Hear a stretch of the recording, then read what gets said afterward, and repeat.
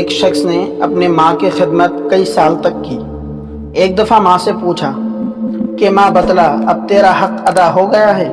تو ماں نے کہا کہ بیٹا تو اس رات کا حق ادا نہیں کر سکتا جب سخت سردی تھی اور تیرے پیشاب کرنے کی وجہ سے بستر گیلا تھا، تجھے نیمونیا ہونے کا خطرہ تھا، میں نے خود اس جگہ لیٹنے کی ترجیح دی اور تجھے اپنے چھاتی پر لٹایا، مجھے نیمونیا ہو گیا اور تجھے خدا نے بچا لیا۔ ماں کی ذات کو اہمیت دے کر ہمارا مقصد باپ کی شخصیت کو ہرگز نظر انداز نہیں کرنا ہے، بلکہ حدیث شریف میں تو یہاں تک آیا ہے کہ ماں اگر 32 مرتبہ بھی نافرمان بچے کو بد دعا دے تو وہ بد دعا نہیں لگتی، لیکن باپ اگر اولاد کے خلاف ایک دفعہ بھی بد دعا کر دیں تو اس کا فوری اثر ہو جاتا ہے۔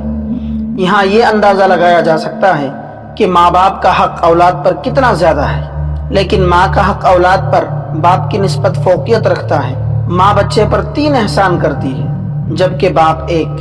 ماں کے احسانات: پیٹ میں رکھنا، جننا، پرورش کرنا، جبکہ باپ صرف پرورش کرتا ہے۔ ایک بیٹا ماں باپ دونوں کی خدمت کرے، مگر مقابلے کے صورت میں ادب و احترام باپ کا زیادہ کرے، اور جبکہ خدمت و انعام ماں کی زیادہ ہے۔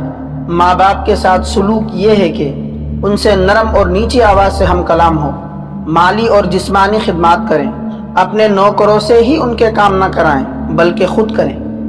ویڈیو اچھی لگی تو شیئر کریں، لائک کریں، اور اگر آپ نئے ہیں تو سبسکرائب بھی کر لیں ہمارے چینل کو۔ شکریہ۔